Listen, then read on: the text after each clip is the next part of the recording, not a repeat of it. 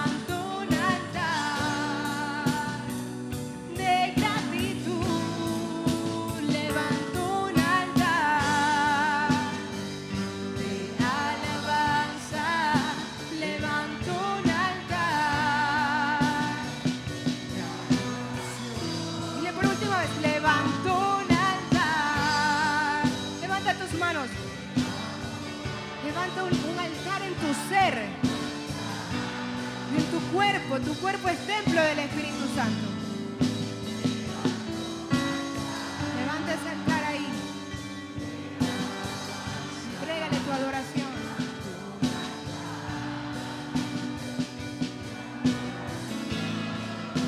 Levanto un altar de amor, levanto un altar,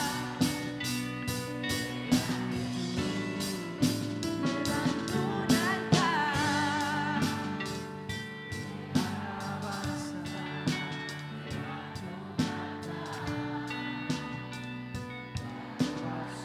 ¿Lo puede cantar usted por última vez?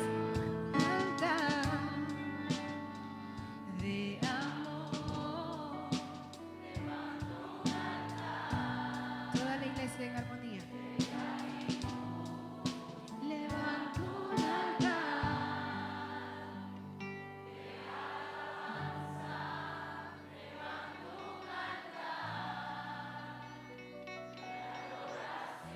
Levántese el altar. Levanto un altar.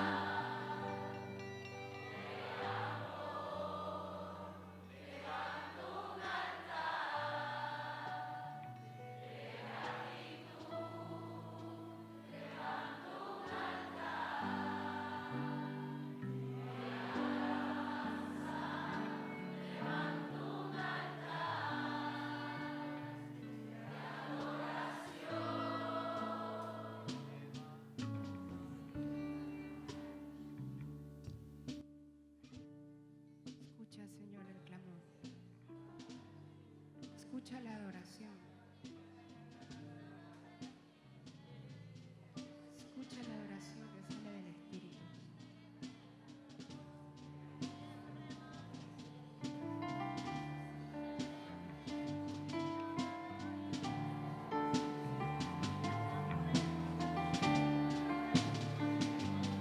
Sigue levantando tu voz. Llena esta atmósfera de adoración. Haz que su presencia descienda. Tu amor es como fuego que arde dentro de mí. Tu gracia es el poder que me lleva ante tus pies. Y mientras más te busco, más te revelas, Jesús.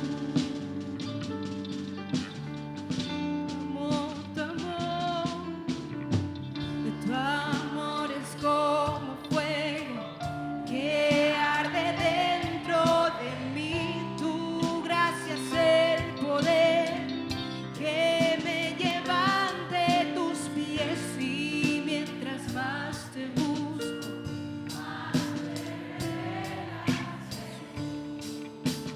Qué lindo, puede cantarlo usted. Mira, tu amor, tu amor, tu amor. y tu amor es como fuego. Anhela ese fuego, ese toque.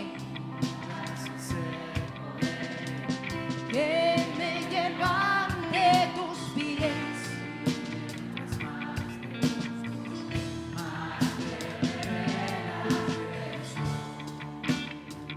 ¿Quiere que se revele Él en esta noche? Adórele, adórele. Tu amor, vamos. Tu amor es como fuego que arde dentro de mí. Tu gracia es el poder.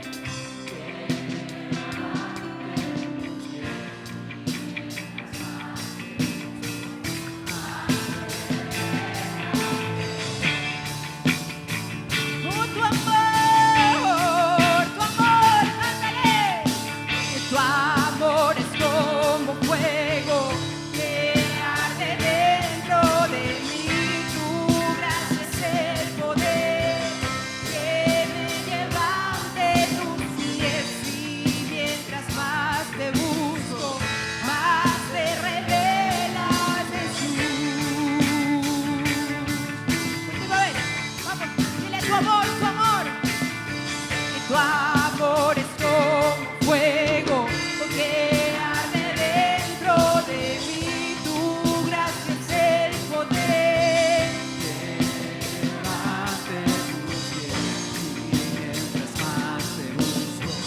más se revela Jesús.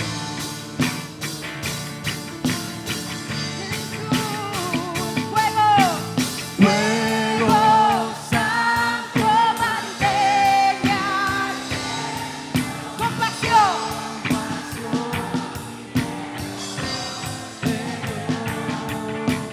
Fuego santo, mantenga ardiendo.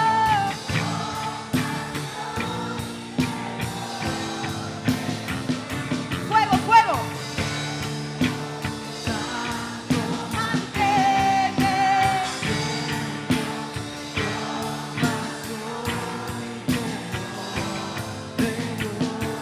Súbelo. Fuego.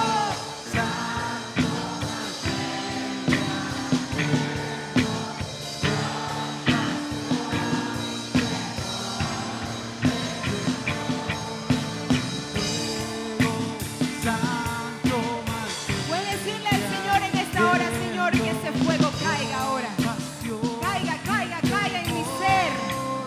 Que pueda sentir ese fuego dentro de mí. Un fuego que avive, que restaure, que vivifique.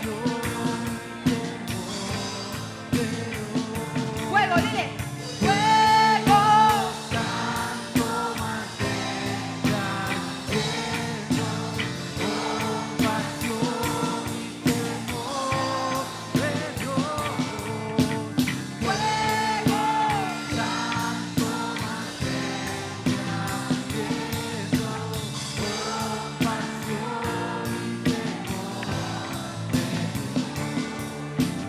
Santo, digno, justo, Dios es amor.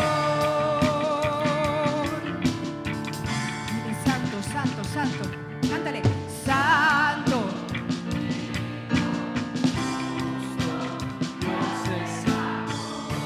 Puedes decirle, Señor, revélate. Santo, digno, santo.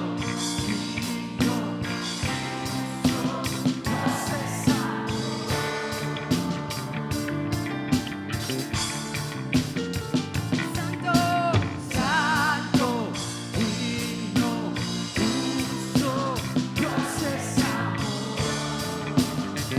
Dios es amor. Santo, santo, digno, justo, Dios es amor. Alza tus manos y dile, santo, digno, justo, Dios es amor. Fuego, fuego, dile, fuego, fuego. Santo mantenga lleno pasión y temor de Dios. Santo mantenga lleno pasión y temor de Dios. Fuego. Fuego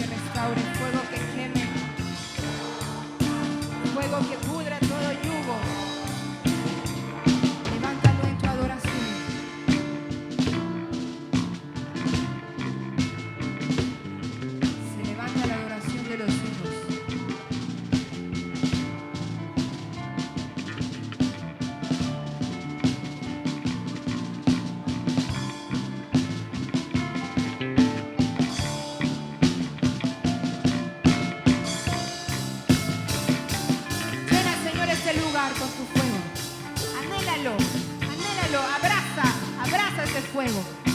Clama al Espíritu Santo de Dios que te llene. Dile, lléname, lléname, lléname. Tal vez nunca he sentido ese fuego tuyo. En esta noche yo quiero sentirlo. Abraza al Espíritu de Dios. Dile, no te voy a soltar hasta que tu fuego me consuma, hasta que tu fuego llegue a mi vida y comience a restaurar, a transformar. Háblale, háblale a Él. Santo, digno, justo, Dios es amor.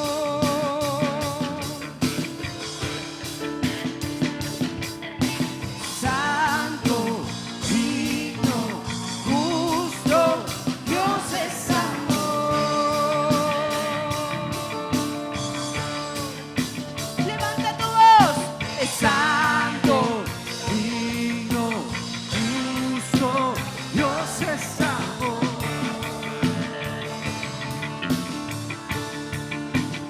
santo.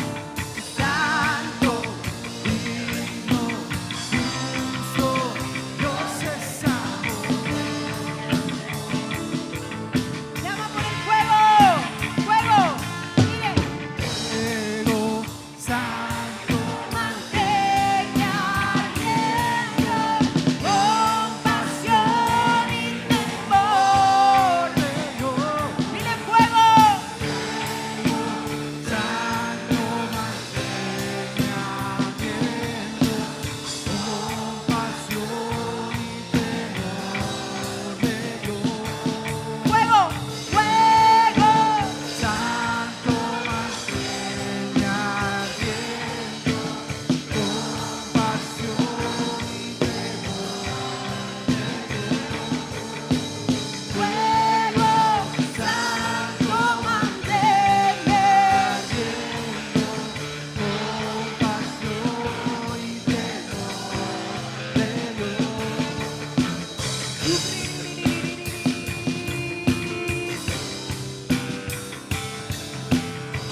Llamo a ti, fuego.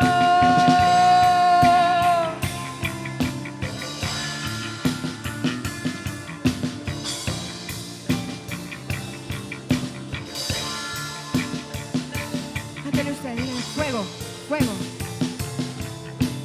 Fuego.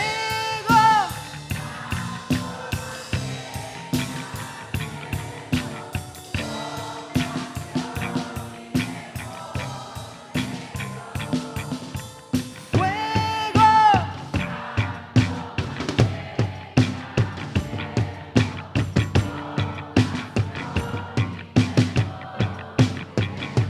Levanta tus manos. ¡Fuego!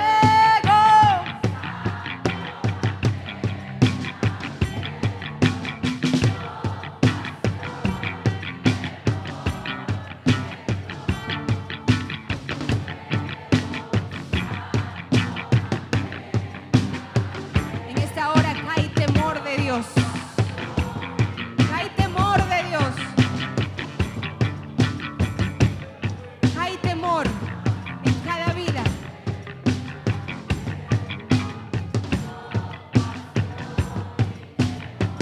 Desata, Señor, tu temor. El temor de Dios que necesitamos.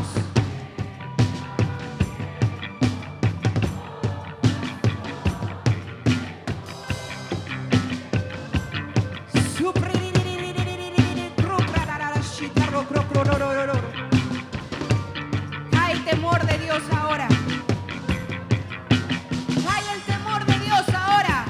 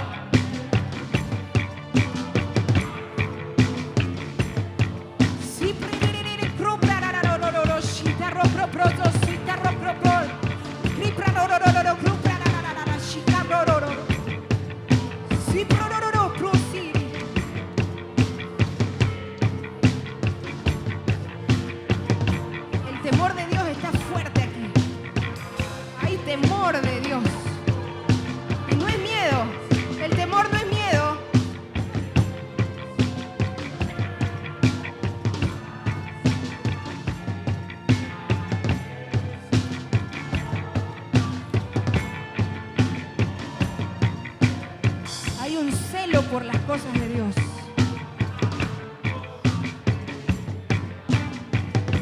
Vas a pensar 2, 3, 4, 5, 6 veces, 7 veces, 10 veces antes de cometer un pecado. Antes de ofender a Dios, lo vas a pensar 1000 veces. Hay un temor de Dios en este lugar.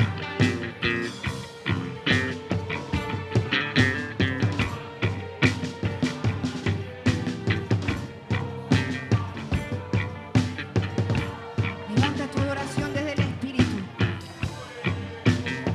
Desde tu Espíritu. Deja de lado tu corazón. Deja de lado las emociones. Comienza a levantar adoración desde tu espíritu. Si no lo has hecho nunca, hazlo ahora. Cierra tus ojos. Cierra tus ojos y levanta tu voz. Levanta la voz.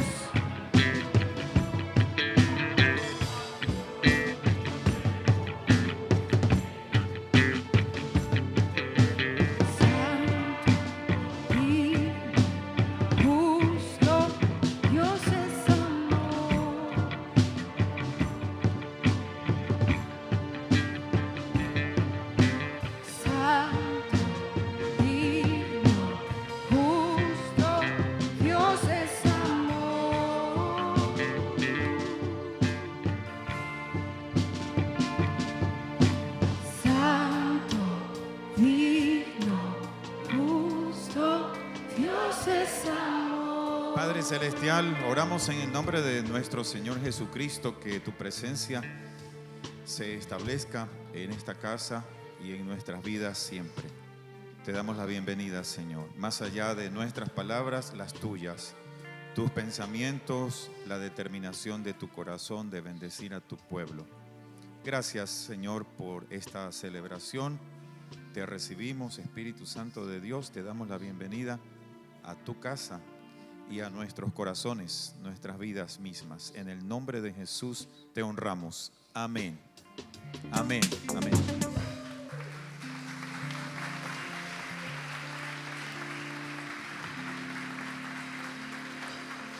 Muy buenas noches, que el Señor les bendiga abundantemente. Amén. Bueno, pueden saludar a 2 o 3 de sus hermanos, no sé si son primos, tíos y demás relacionados, pero denles la bienvenida a esta casa, a Guayaquil Norte, que puedan sentirse bienvenidos, recibidos en esta celebración. Tomen asiento, por favor, si ya tienen sus sobres listos para los diezmos y las ofrendas.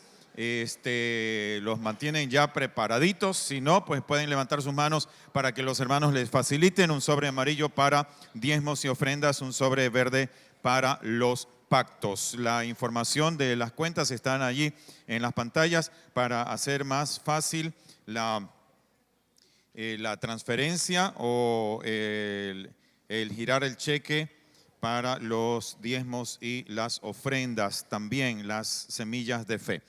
Gracias por sus saludos, gracias por sus abrazos, por sus felicitaciones. La semana pasada estuvimos en la reunión mensual de los pastores, diáconos, mentores y líderes y pudimos celebrar junto con algunos de ustedes nuestros 32 años de casados. Que el Señor les multiplique. Que el Señor les multiplique abundantemente. Y que, como dicen los buses, que les dé el doble de lo que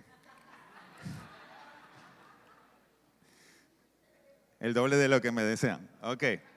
Bueno, en serio, que el Señor les multiplique, que les bendiga en cada oración, cada buen deseo, cada semilla sembrada en nosotros. Lo agradecemos, mi esposa y yo, toda nuestra familia, de todo corazón. El Señor sabe recompensar, ¿no es cierto? Y va más allá de lo que nosotros podemos suponer o entender. Que el Señor les bendiga muchísimo.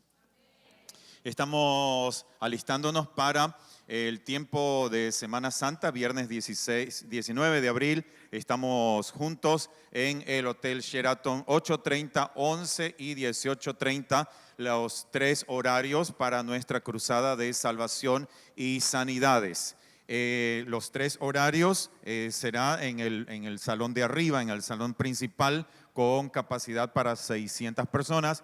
Y los 2 primeros horarios también para los niños, para 200 niños a las 8:30 y a las 11 de la mañana. De manera que estamos orando por 2.200 personas que puedan llegar a la cruzada de salvación y sanidades en los 5 lugares, digamos, ¿no es cierto? Simultáneamente, tanto en el piso de arriba como en el piso de abajo. Nos vamos a trasladar ese día al Hotel Sheraton, viernes 19 de abril, que es viernes de Semana Santa. Amén. ¿Estamos listos para eso? Muy bien, así espero. Ese amén no estaba tan fuerte, pero bueno, lo tomo como que les hace falta Quaker, algo, les hace falta café. Amén. Ok. Tomando en cuenta eso, estaremos ayunando como iglesia del 1 al 30 de abril, un tiempo extendido de ayuno y oración, pero va a ser por turnos. Les vamos a dar las indicaciones también. No es que una persona va a estar ayunando los 30 días, puede ser, si necesita, si le pone demanda al Señor, pudiera ser, pero siempre lo hacemos por turnos o con algunas indicaciones en la medida que sean necesarias. Lo hemos hecho en 3 partes, en esta ocasión también podemos hacerlo así, 10 días, 10 días, 10 días, y entonces completaremos los 30 días cubriendo el evento de Semana Santa, 19 de abril, todos los eventos, las actividades correspondientes alrededor, y también el encuentro sobrenatural en México. ¿Quiénes están listos para México? Órale, manito. No, algunos ya están listos para México. Bueno, entre Manta, Santa Rosa y las casas de paz de acá hay como 40 personas, así que supongo que están listos, ¿no es cierto? Supongo que están listos. Pero vamos a prepararnos mejor, de manera que el tiempo de ayuno incluye también el evento en México, en Ciudad de México, del 1 al 30 de abril. Prepárense entonces para este tiempo de ayuno y oración. Amén. Ok, vamos a levantar los diezmos y las ofrendas, los presentamos al Señor. Felicitaciones a todos ustedes por haber llegado. Este es un horario no habitual. Entonces, con la gente saliendo de viaje, ¿verdad? El tráfico y tanta cosa.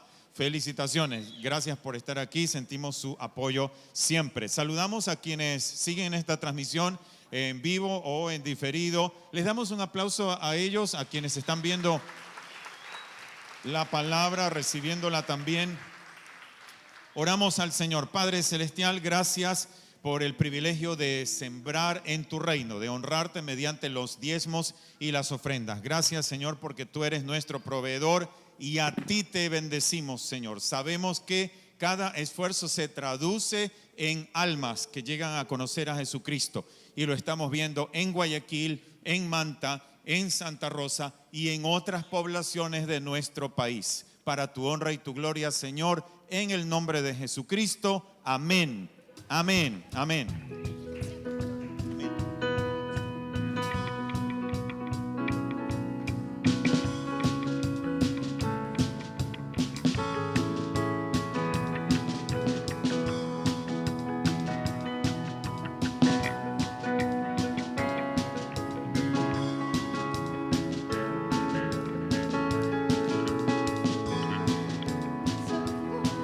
Cielos abiertos del santo, cielos abiertos.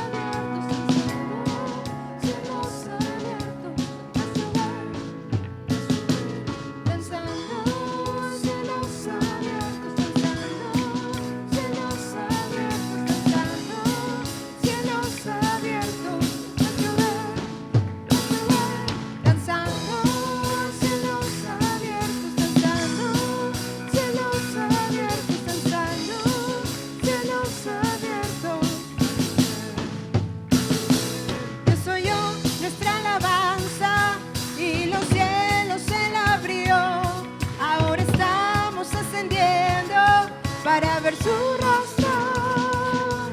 Dios oyó nuestra alabanza y los cielos Él abrió. Ahora estamos ascendiendo, danzando en cielos abiertos, danzando, cielos abiertos, danzando.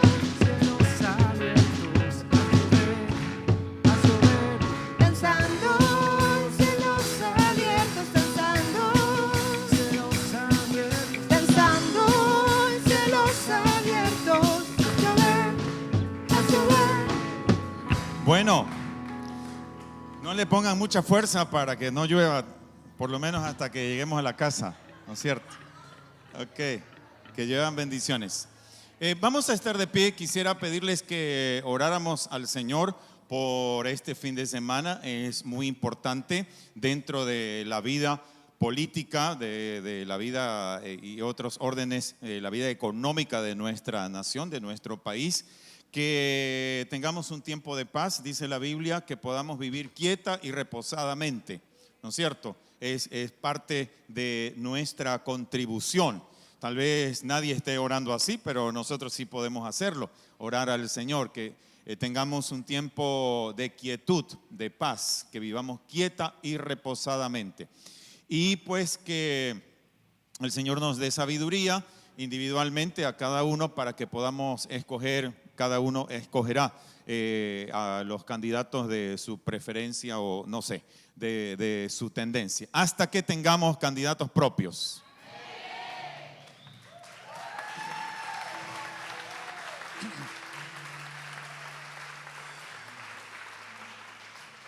Entonces, quiero pedirte que formes un grupo de 3 o de 4 personas. Quiero pedirles a los mentores y líderes que están aquí que se dispersen y lideren un grupo de 3 o 4 personas. Y vamos a estar en un círculo, ¿sí? Pero rápido. Vamos a orar unos minutitos, un par de minutos al Señor. Que el Señor nos dé un buen tiempo, que el Señor nos dé sabiduría, que bendiga nuestra nación. Mentores, líderes toman la iniciativa. Ustedes son mentores, líderes. Entonces dispérsense. Ok, uno solo en cada grupo. Un solo mentor o líder en cada grupo. Tomen la autoridad, tomen la iniciativa. Mentores, líderes, uno en cada grupo. Y oren al Señor en el nombre de Jesús. Si tú eres mentor, si tú eres líder, tú tomas la palabra en el grupo. Vamos, oramos.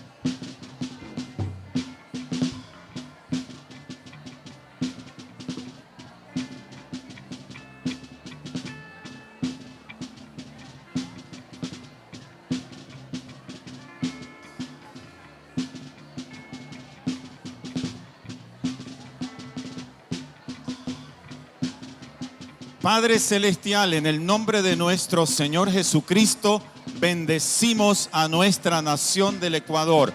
Bendecimos este país trayendo paz, trayendo salvación y el poderoso evangelio de nuestro Señor Jesucristo.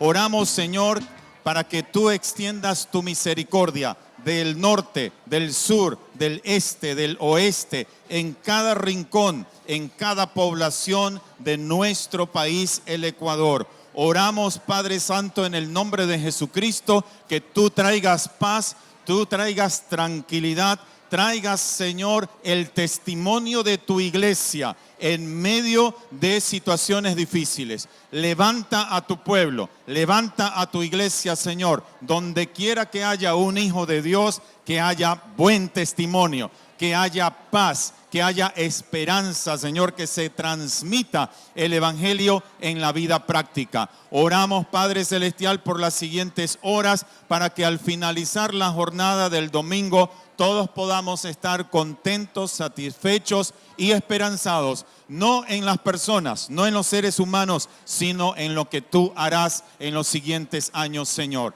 Padre Santo, en el nombre de Jesucristo, bendigo a tu pueblo en Guayaquil Norte y también en las casas de paz de Manta, de Santa Rosa y de otras ciudades de nuestro país. En los siguientes 2 años, Señor, levanta líderes espirituales, hijos de la casa que irrumpan, incursionen en la vida política de nuestro país para que seamos parte positiva del cambio, Señor, y haya testimonio en las esferas más altas del gobierno a nivel nacional, a nivel de la provincia y a nivel de nuestras ciudades. Oramos, Señor, por nuestros jóvenes, por los hijos de la casa. Levántalos, Señor, en integridad como Nehemías, como José, como Daniel. Levanta, Señor, a tus hijos para que puedan ser parte de las directivas, de las instrucciones, de los reglamentos, para que puedan ser parte, Señor, de las autoridades a nivel nacional.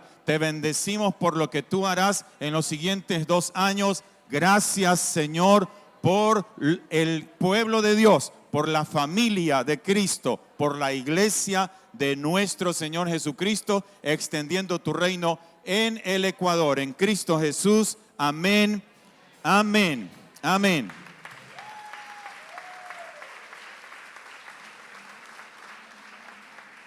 Bueno, pueden tomar asiento, por favor, tomen asiento. La semana pasada estuvimos mirando algunas consideraciones y de verdad que me quedé como recién en el arranque, porque es necesario que como iglesia estemos preparados en lo que les compartí, fe y esperanza en tiempos difíciles. ¿Hay tiempos difíciles? Sí hay tiempos difíciles. ¿No es cierto? Nadie nos aseguró, nadie nos vendió un evangelio de cosas fáciles. Eso es religión, ¿no es cierto? Es como una venta de algo, una oferta muy, muy barata. Si atraviesas la puerta, si pasas adelante, todos tus problemas se van a solucionar y de allí pues no hay ningún problema. No es cierto. Nadie que tenga a Cristo en su corazón va a decir eso es verdad. No es cierto. Hay problemas causados por nuestro propio pecado, por nuestras propias debilidades, por nuestras malas decisiones y otros también por las malas decisiones de otras personas. En definitiva, no estamos vacunados, no estamos exentos, no estamos súper protegidos de situaciones difíciles. ¿Cómo podemos seguir al Señor y cómo podemos tener fe y esperanza en medio de tiempos difíciles? Bueno, la semana pasada entonces, y en estos días en la Casa de Paz, estuvimos mirando un poquito, casi rasgando por encimita nomás, el tema de la vida, ¿no es cierto? La vida no es casualidad, la vida no es etérea, la vida tiene su origen en una persona. ¿Quién es esa persona?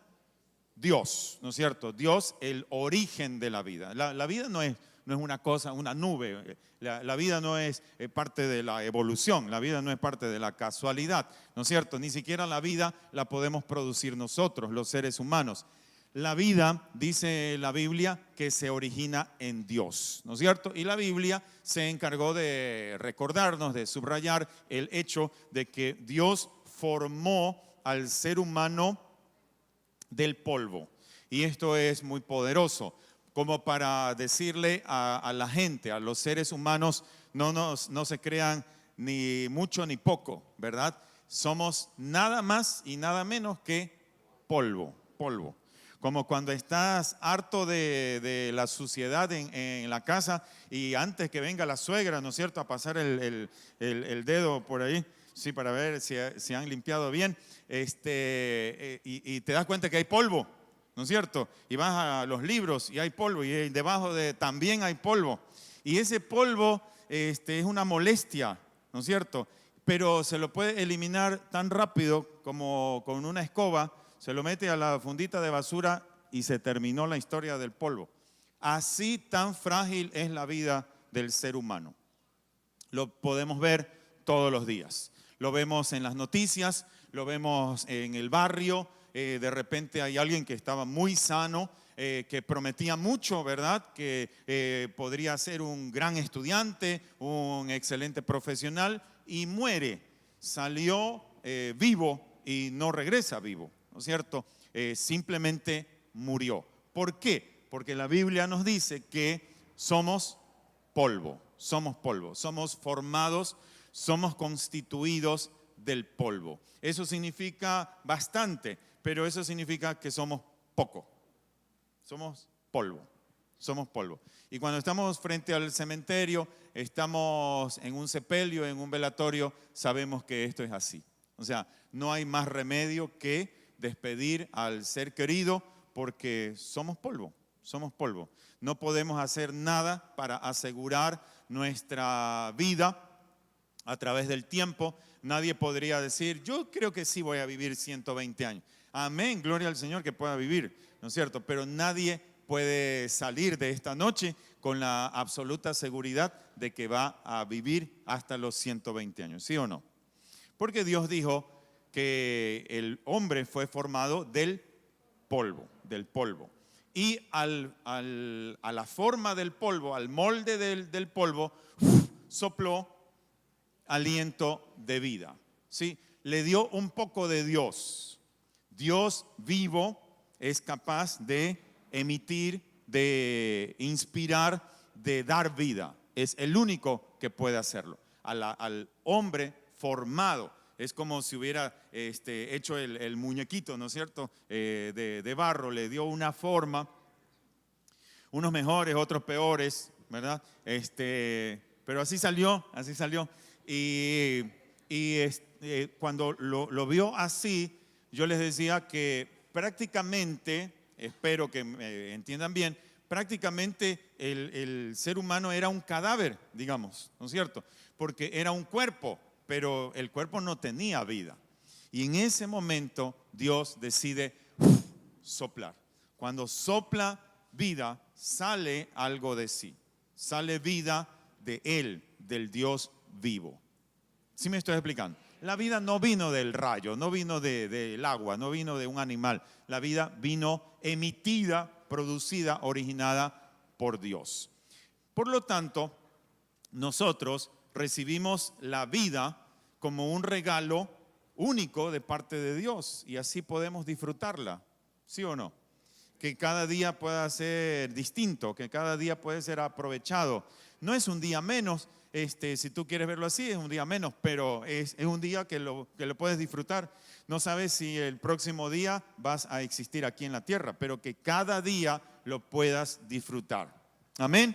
Por eso coman, fanezcan lo que quieran en estos días, porque del 1 al 30 tal vez no coman, ¿no es cierto? Ayuno del 1 al 10, ok, ya está bien.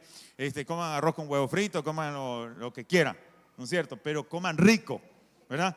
Que se chupen los dedos. Sí, que si no tienes para irte a un gran hotel, te vayas a la playa y disfrutes ese día en la playa, ¿o no?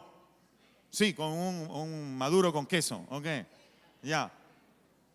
¿No es cierto? ¿Por qué? Porque la vida, que es tan frágil, es también un regalo de nuestro Dios. Amén. También vimos entonces que hay, no sé, 3 aspectos, 3 facetas, si ustedes quieren, de la vida. La vida individual o personal, la vida social, la que vivimos rodeados de los demás, rodeándonos de los demás, y la vida espiritual, ¿no es cierto? La vida espiritual, o sea, la que nos conecta con nuestro Dios, ¿ok? Hasta allí nos quedamos prácticamente. ¿Qué ocurre cuando emerge en la humanidad el pecado?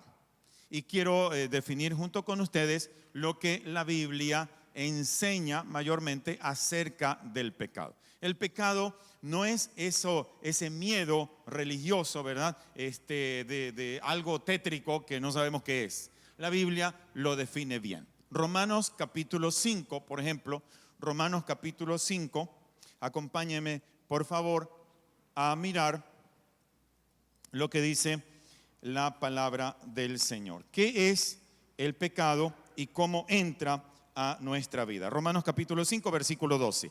Por tanto, como el pecado entró en el mundo por un solo hombre y por medio del pecado entró la muerte, así la muerte pasó a todos los hombres por cuanto todos pecaron. ¿Lo tienen?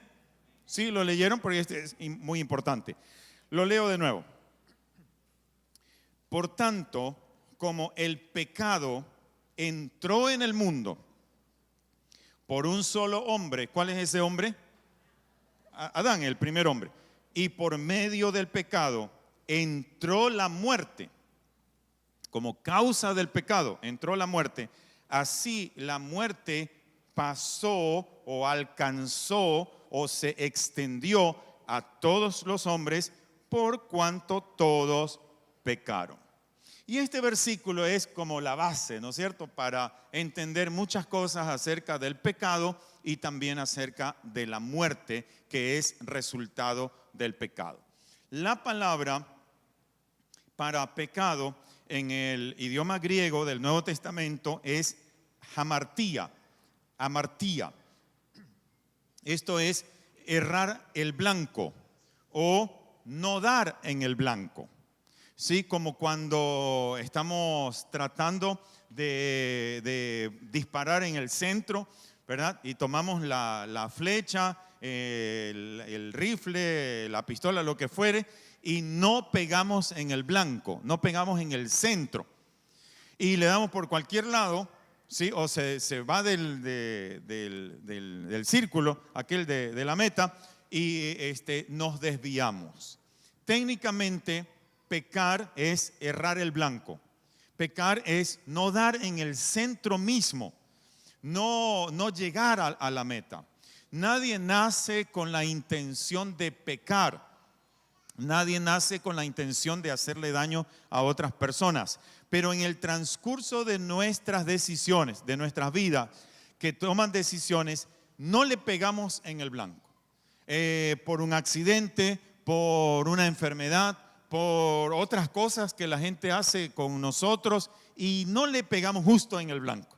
No sé si ustedes han tenido esa experiencia de al final de alguna jornada, dicen, bueno, tenía la mejor de las intenciones, pero no llegué, ¿no es cierto? Eso en definitiva es pecar. Pecar no es una palabra horrible. Pecar es técnicamente errar el blanco, errar el blanco.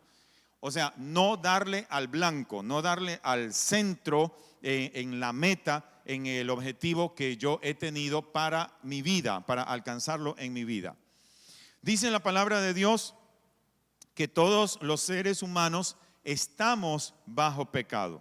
Dice aquí, por ejemplo, el pecado entró en el mundo como por medio de una persona, de un ser humano. Y por medio del pecado entró la muerte.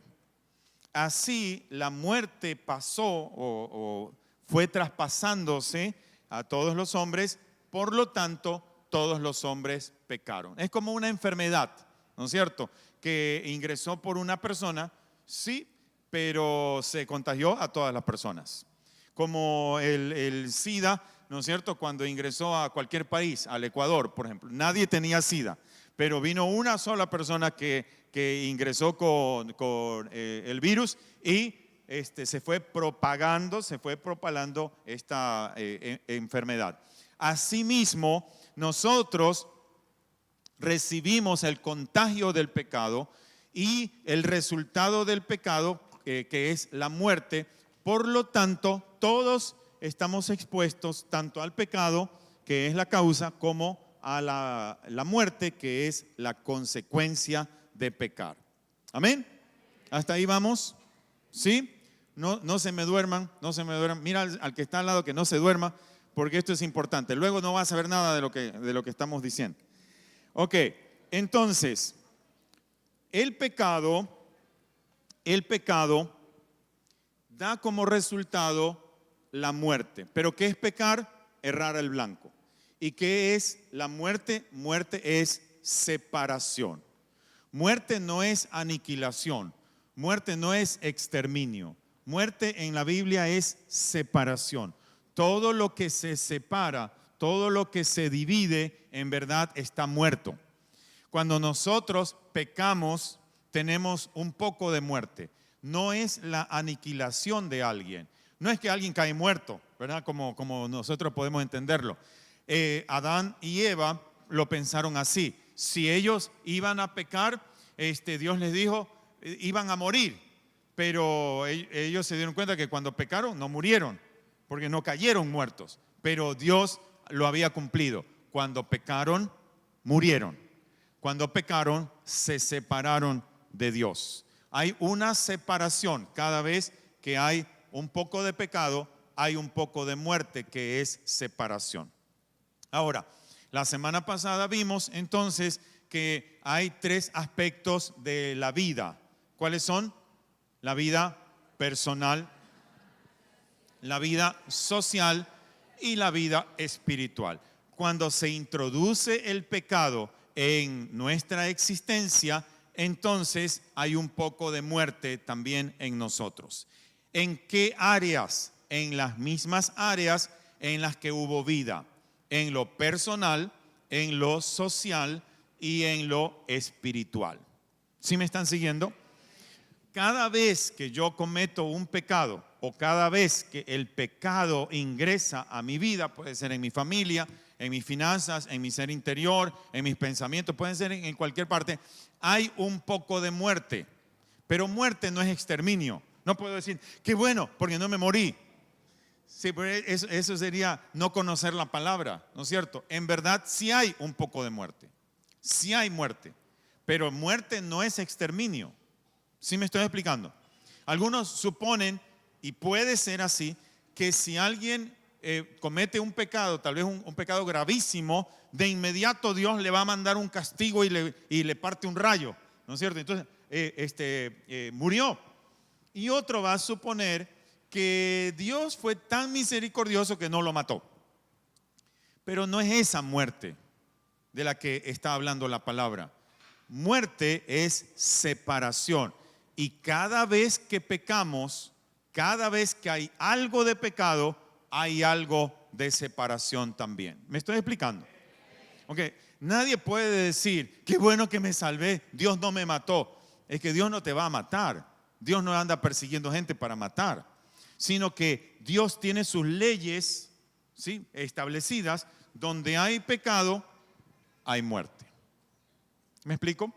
Donde hay pecado, hay muerte. Dice en la Biblia, la paga del pecado es muerte. La paga del pecado es muerte. O sea, irremediablemente, donde hay pecado, hay muerte. Donde hay un poco de pecado, hay un poco de muerte. Ahora, pastor, no entiendo. Entonces, esa muerte no es exterminio. Así es, no es exterminio. Puede ser muerte en términos personales, muerte en términos sociales y muerte en términos espirituales. O sea, muerte en mi ser interior. Hay algo de muerte. No sé si ustedes han llegado a ver gente que por la culpabilidad, por la autocondenación, llegan a pensar en su suicidio. O sea, están tan cargados por el peso del pecado, no saben cómo sacarse ese peso y solamente están pensando en suicidarse. O sea, llevar a cabo un poco más de muerte. Pero ya en su ser interior, en su mente interna, ya hay muerte. ¿Me estoy explicando? ¿Pero qué? ¿Se murió? No, no se murió, sino que hay algo de disociación en su vida. Hay algo de separación en su vida. Algunos se desquician un poco, ¿no es cierto? Se separan de la realidad. Eso es muerte. ¿Me estoy explicando? Mentores, líderes, digan algo. No es la muerte física. No podemos suponer que alguien lo atropelló un carro, murió, fue castigo de Dios. No, no es así. Y el otro que no lo mató el carro se salvó. No, igual, donde hay pecado, hay muerte. Pero muerte no es que alguien lo mató físicamente. Porque puede ser muerte en el ámbito personal, internamente. Puede ser muerte en el ámbito social. Divorcio es muerte. Separación es muerte. Orfandad es muerte. ¿No es cierto? Que alguien lo despidan del trabajo es un poco de muerte. Que alguien pierda un miembro, ¿no es cierto?, en un accidente es un poco de muerte. Se salvó de la muerte física, sí, pero es un poco de muerte. Que alguien tenga un diagnóstico mortal, un diagnóstico crítico, ¿verdad?, es un poco de muerte. Que un familiar cercano fallezca es un poco de muerte. No es mi muerte, pero sí es muerte, es separación en uno de los tres aspectos. Por ejemplo, en lo social. ¿Me estoy explicando? La prisión es un poco de muerte. El aislamiento por causa de una enfermedad, yendo a terapia intensiva o estando en un procedimiento largo, ¿verdad?, hospitalizado por algunos días, algunas semanas, es un poco de muerte también, porque muerte no es exterminio, sino separación. Amén. ¿Me estoy explicando? No, sí. Sí, hasta ahí vamos bien. A pesar del café, que no hay café. Ok, entonces, ¿qué es muerte? Separación. Muerte no es exterminio. Muerte no es aniquilación. Muerte es separación. ¿Cuándo ocurre la muerte? Cuando incurre el pecado. ¿Sí? Cuando incursiona el pecado en nuestra vida, en cualquier ámbito de nuestra vida, también entonces, junto con el pecado, viene la muerte. Por eso la carta a los romanos, ¿verdad?, va a decir: por cuanto todos pecaron, están destituidos de la gloria de Dios. ¿Quiénes pecaron? Todos. Y ya lo leímos en Romanos 5:12, ¿verdad? Dice: la muerte pasó a todos los hombres por cuanto todos pecaron. O sea, nadie está exento de la muerte. Pastor, ¿cuál muerte? Ya les dije, no es la muerte física cuando el corazón deja de latir, sino las consecuencias del pecado en nuestras vidas. Amén.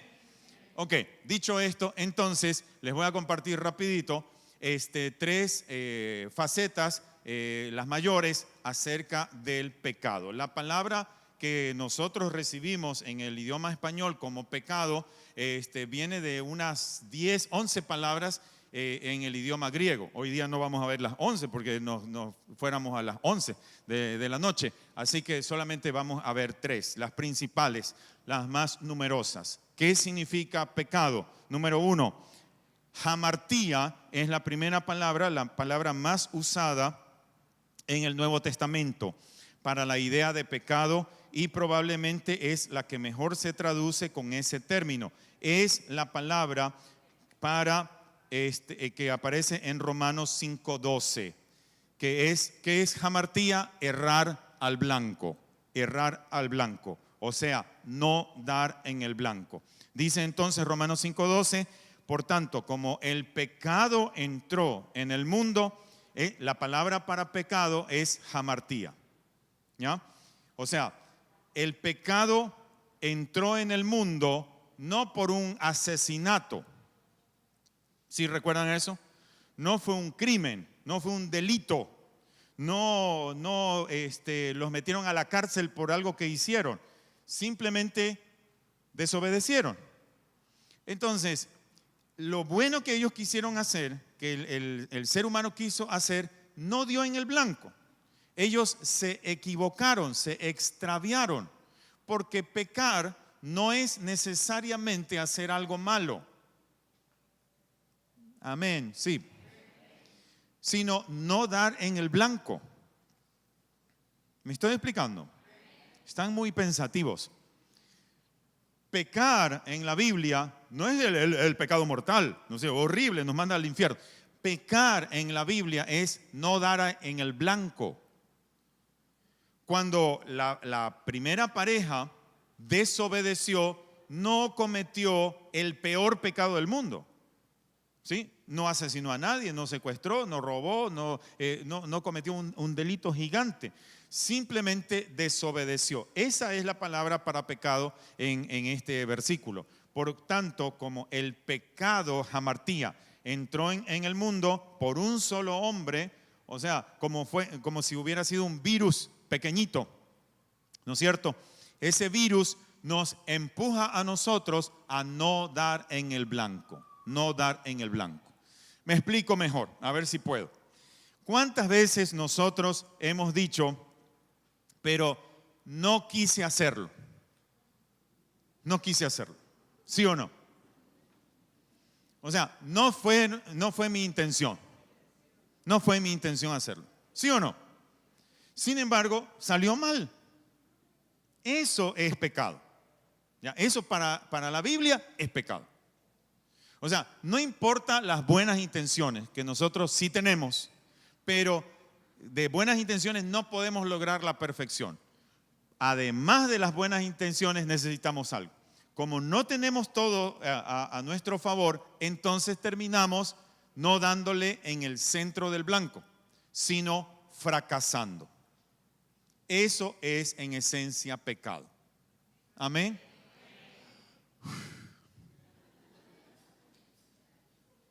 ¿Sí? Pueden respirar, respiren profundo. Por eso la Biblia dice que todos pecaron. ¿Por qué? Porque el pecado no es necesariamente un delito. La mayor cantidad de palabras para pecado es errar al blanco. Y nadie podría decir, pero es que la intención es lo que cuenta. Sí, lo hicimos de la mejor manera, con las mejores intenciones, pero no dimos en el blanco. No dimos en el blanco, o sea, fracasamos. El pecado es un fracaso. El pecado en la Biblia requiere limpieza por ese fracaso que se comete. Pecado en la Biblia requiere perdón. Dice en la Biblia, por ejemplo, la sangre de Jesucristo nos limpia de todo pecado. ¿Se dieron cuenta? Nos limpia de esas buenas intenciones que no dieron en el blanco. Requiere limpieza, requiere perdón. Pero noten, Hebreos 3:13. Búsquenlo por favor, Hebreos 3:13.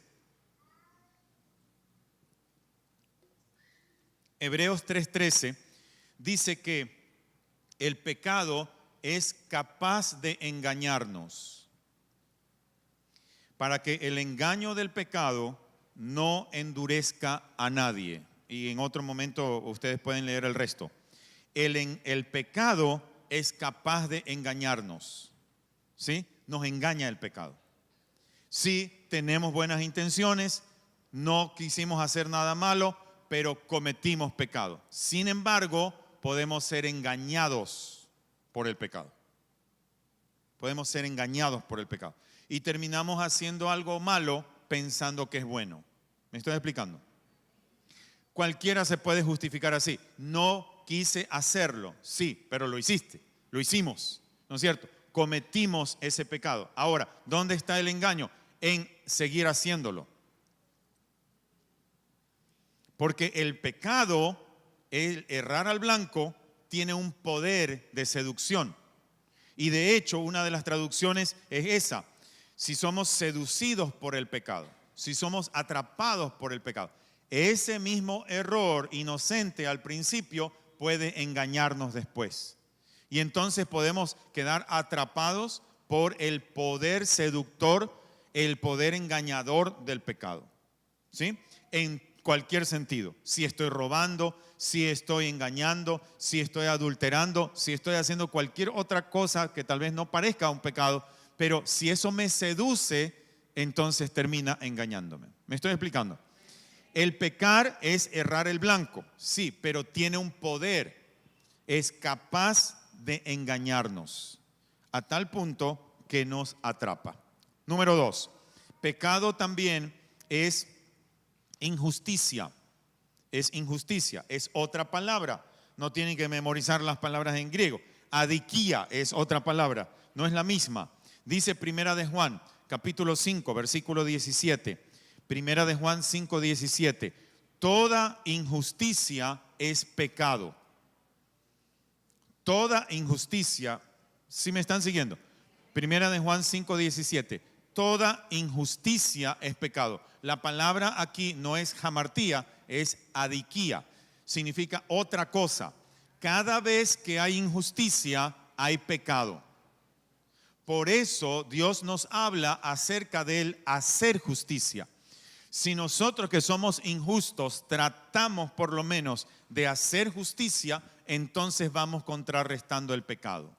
Varias veces yo les he dicho eso, ¿no es cierto? Tú eres jefe, tú eres líder, tú eres padre, tú eres el propietario de la empresa, lo que sea, estás en una posición suficiente como para hacer justicia. En todos los sentidos no, en un ámbito pequeño, ¿no es cierto? Pero cada vez que haces justicia, contrarrestas un poco el pecado. Porque al revés, toda injusticia es pecado también. ¿Me estoy explicando?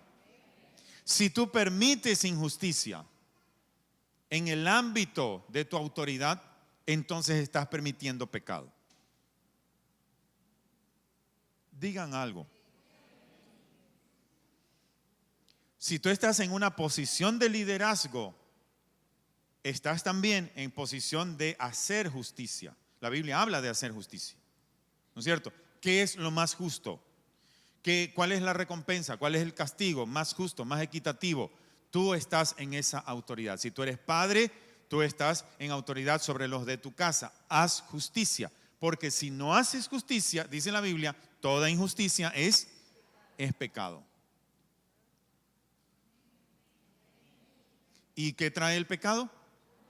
Muerte, separación. Entonces, si no haces justicia, pero yo no soy policía, yo no soy juez, yo no soy abogado, tú estás en posición de hacer justicia. Y si tú no haces justicia, entonces estás abriéndole la puerta al pecado. Tienes que hacer justicia. Tenemos que hacer justicia en nuestro ámbito. Hacer justicia con nuestros hijos, hacer justicia con nuestros colaboradores o donde sea que el Señor nos haya puesto. Pero si no hacemos justicia, entonces la injusticia se convierte en pecado. Y luego el pecado da a luz la muerte. Amén. ¿Estamos? Entonces, hamartía es errar al blanco. Adiquía es hacer injusticia. Hacer injusticia. Y toda injusticia es también pecado. Ahora, Primera de Juan, capítulo 3. Primera de Juan, capítulo 3, versículo 4. Esta es la tercera y última palabra. Es anomía. Esto es otra cosa. Es ilegalidad. Es cometer algo ilegal. Cometer una infracción. Dice Primera de Juan capítulo 3, versículo 4, el pecado es quebrantamiento de la ley. ¿Ya? ¿Lo tienen? Márquenlo, anótenlo por allí, luego lo estudian. El pecado, hamartía, es quebrantamiento de la ley. ¿Qué es pecado?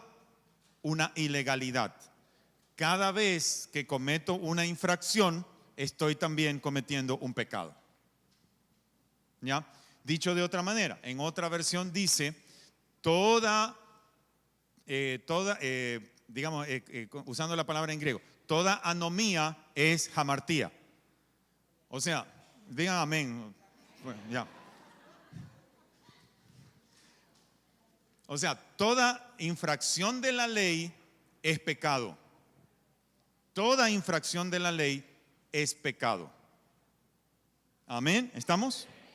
Toda infracción de la ley es pecado. O sea, todo delito llega a ser pecado. No todo pecado es delito, pero todo delito sí es pecado. Por eso nuestro país y muchos otros, pero nuestro país está lleno de pecado. ¿Por qué? Porque nosotros rompemos la ley como nos da la gana. El tránsito es impresionantemente horrible. Así es, anomía, mucha anomía. Ilegalidad, ¿sí? Siempre nosotros nos imaginamos cómo romper la ley. Siempre que sale un nuevo reglamento ya nos estamos ingeniando cómo hacerle para evadirlo. ¿No es cierto? Eso está en nuestros genes. ¿En serio? ¿Sí están aquí? Toda ilegalidad es pecado. Dicho como María, ¿no es cierto? ¿Cómo va?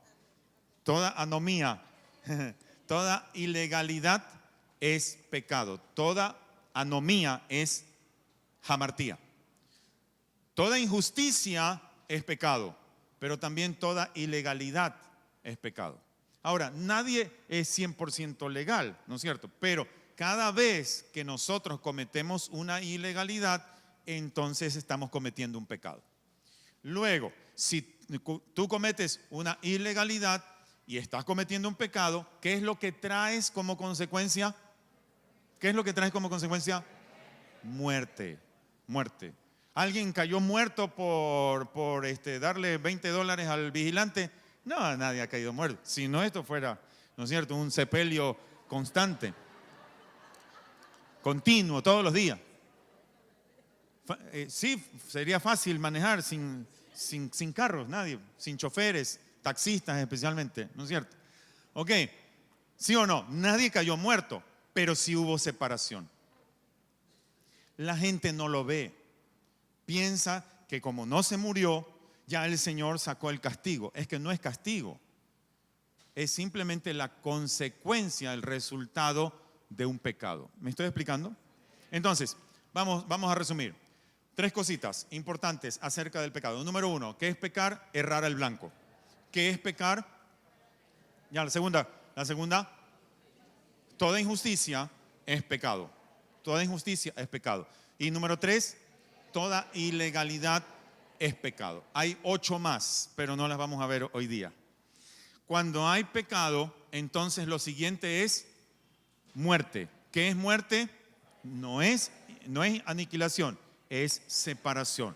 Si hay un poco de ilegalidad, hay un poco de muerte. Si hay un poco de injusticia, hay un poco de muerte también. ¿Qué tipo de muerte? Muerte personal, muerte social en mi entorno y muerte espiritual en mi relación con Dios. Amén. Ahora, ¿qué es consolación? Consolación es el tratar de regresar a la vida, el hacer que alguien regrese a la vida, porque ya definí lo que es vida, ¿no es cierto? Y definí lo que es muerte. ¿Me explico? No es el suicida. El suicida ya está a punto de matarse, ¿no es cierto? Es su muerte física. Es el deudo. Es el familiar que está pasando por ese luto. Es alguien que ha perdido su trabajo. Es alguien que abortó. Es alguien que se divorció. Es alguien que está a punto de perder toda su herencia, ¿no es cierto? O todo su futuro por una injusticia. Hay un poco de muerte siempre en nuestras vidas. Y en todos nosotros constantemente hay un poco de muerte. Por lo tanto, ¿qué es consolación? Es regresar a la vida. Hacer que alguien vuelva a la vida. Amén. Y en la Biblia está muy claro. Participan el Padre, el Hijo y el Espíritu Santo. Vamos a mirar en la Escritura. ¿Qué es consolación entonces? Hacer que alguien vuelva a la vida. Segunda a los Corintios, capítulo 1, versículo 3. Segunda a los Corintios, capítulo 1, versículo 3. Bendito sea el Dios y Padre de nuestro Señor Jesucristo, Padre de misericordias y Dios de toda consolación. ¿Cuánta consolación tiene nuestro Dios? Toda consolación. Dios Padre está lleno de consolación, listo para hacer regresar a la vida a quienes reciban su misericordia. Dicho de otra manera, consolación está en el corazón de Dios. ¿Me estoy explicando? La semana pasada lo veíamos un poquito mejor, ¿no es cierto? ¿Por qué voy a un sepelio? Porque quiero ser parte de la consolación. ¿Por qué voy a acompañar a alguien cuando lo despidieron del trabajo?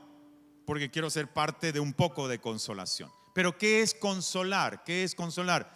Aquí consolar es dejar que el Padre Celestial obre. Es parte de las características de Dios.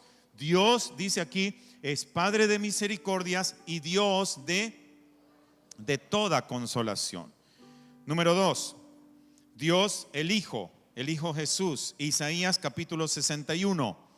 Isaías 61, versículos 1 al 3. El Espíritu del Señor omnipotente está sobre mí, por cuanto me ha ungido para anunciar buenas nuevas a los pobres, a consolar a todos los que están de duelo y a confortar a los dolientes de Sión. Me ha enviado a darles aceite de alegría en vez de luto.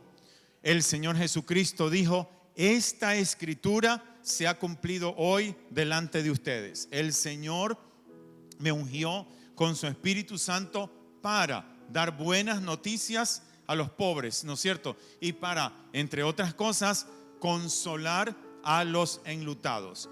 Una de las características más importantes de la misión del Señor Jesucristo fue entonces consolar. Sí, pero consolar, ¿qué es? ¿Qué es consolar? Es hacer regresar a alguien a la vida. ¿Me explico? Consolar no es lograr que se suenen los mocos. Eso no es consolar. ¿Sí? Abrazar a alguien y decir: es que no sabía. Y el otro dice: es que yo tampoco sabía. Es decir, y aparte de eso, ¿qué se logra? Consolar no es calmar el llanto. Consolar es hacer regresar a la vida. ¿Me explico? En un luto, consolar puede ser lograr que se suenen los mocos, ¿no es cierto? Pero no es suficiente, porque todos vamos a un sepelio, pero al día siguiente los familiares del fallecido necesitan regresar a la vida. Si tú tienes religión en tu mente, entonces vas a ir al sepelio, pero después del sepelio no hay nada más. ¿Me explico? Mentores, líderes, ¿sí me estoy explicando?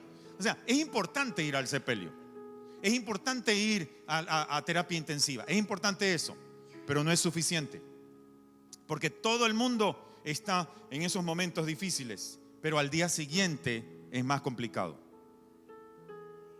A la semana siguiente es más duro, cuando hay que pagar las deudas, cuando hay que hacer los documentos, ¿no es cierto? Todas las gestiones, cuando hay que arreglar toditos los problemas acumulados, al día siguiente y a la semana siguiente es más difícil.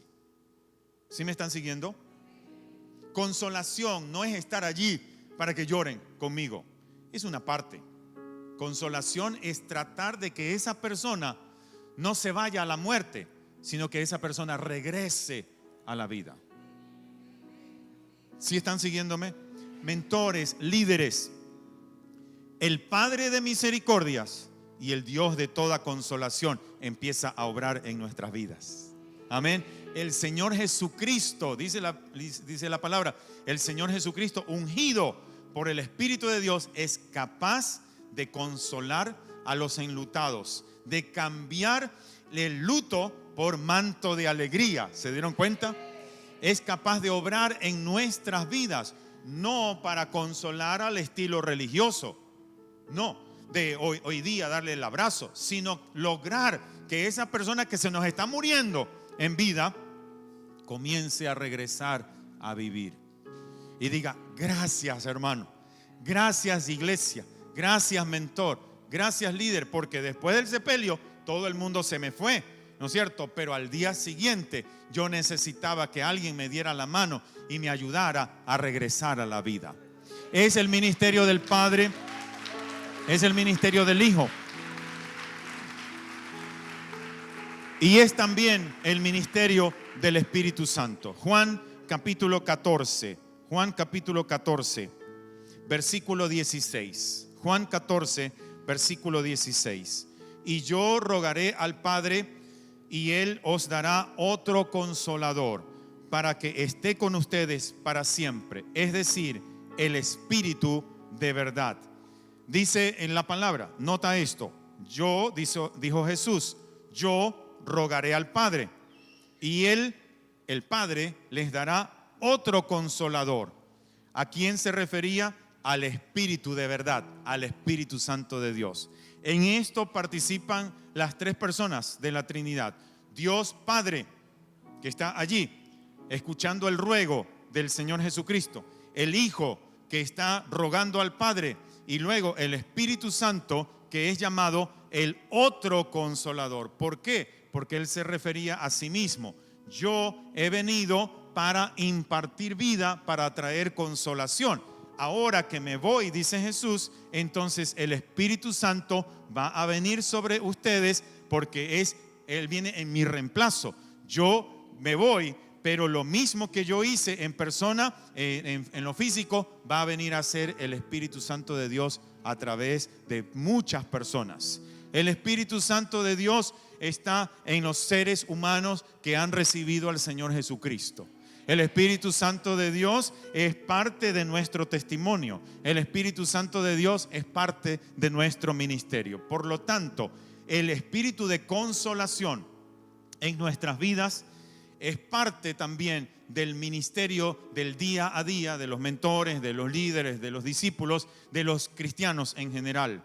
El Espíritu Santo que está en mí trae consolación, imparte consolación a otras personas también. Amén. Solamente tengo que dejarle obrar al Espíritu Santo de Dios para que imparta a través de mí consolación a alguien que está a punto de morir un poco más. Amén. Por lo tanto, iglesia, apreciando la vida, sí, el regalo de Dios para mí, ese tesoro que está en algo frágil, ¿verdad? En el polvo mío, en vasos de barro. Apreciando la vida que el Señor me da, también puedo disfrutarla, pero también puedo impartir consolación a alguien que está muriendo un poco. Yo le puedo dar vida y le puedo hacer regresar de la muerte para volver a vivir. Cuando tú vas a un sepelio, cuando tú vas a terapia intensiva, cuando tú vas a visitar a un huérfano, cuando ayudas a una viuda, estás dando un poco de consolación. Si haces regresar a esa persona de la muerte a la vida, volver a vivir es consolación. Amén. Así que, iglesia del Señor, consolación en verdad nos toca hacer todos los días. Todos los días, no es solamente en un sepelio. ¿Me estoy explicando? ¿Es en un sepelio, pastor? Es en un sepelio, sí, pero eso ocurre de vez en cuando. Pero muerte ocurre todos los días. Muerte física de cuando en cuando, pero muerte ocurre constantemente y en nuestras casas de paz lo tenemos muy a menudo. Por lo tanto, cuando llega alguien en tristeza, tal vez está en un poco de muerte. ¿Qué necesitamos hacer? Consolarlo, hacer consolación, o sea, hacerle regresar a la vida. Pero es que pienso que ya no tiene sentido mi vida. Tienes que hacerle regresar a la vida, dejar que el Padre, el Hijo y el Espíritu Santo de Dios obre en ti para impartir vida a los demás. Amén. Vamos a estar de pie. Vamos a estar de pie. Señor, en el nombre de Jesucristo, yo te doy las gracias por la vida que me has dado. La vida física y la vida espiritual, la vida en comunidad, la vida en esta iglesia, la vida en tu familia, Señor. Yo quiero dar esperanza a otros. Yo quiero dar vida a otros. No sé cómo hacerlo, pero sé que alrededor mío hay bastante muerte. Señor, la próxima vez que vea a alguien con un poco de muerte, yo voy a tratar de impartir un poco de vida. que el ministerio del Padre, del Hijo y del Espíritu Santo esté obrando en mi vida. Puedes decírselo así, especialmente a los mentores, a los líderes. Sabes lo que es el pecado, sabes lo que es la vida, sabes lo que es la muerte. En esta noche ponte de acuerdo con el Señor. Yo me pongo del lado de la vida, a favor de impartir vida, Señor. Voy a aprender a impartir vida a alguien que está en esa necesidad. Voy a hacer regresar a alguien, hacerlo volver a alguien más de la muerte, cualquier clase de muerte, para que regrese a la esperanza de la vida. Gracias, Señor, porque en tu santa voluntad el Padre, el Hijo y el Espíritu Santo están dispuestos a impartir vida y consolación. En el nombre bendito de Jesús te doy las gracias, Señor. Amén, amén, amén. Amén. Pues a trabajar, muchachos. Amén. Hay mucho que aprender. Pero si abrimos los ojos, hay más gente que está en muerte de la que nos imaginamos. Hay mucho más. Si aprendemos así, lo práctico de lo que en estas 2 semanas estamos recibiendo. Amén. Ok, bendice a 3 personas alrededor tuyo y nos despedimos de esta forma. Que el Señor los bendiga, los guarde, los llene con su Espíritu Santo en esta semana, especialmente en este fin de semana. Que tengan éxitos en su relación con Dios.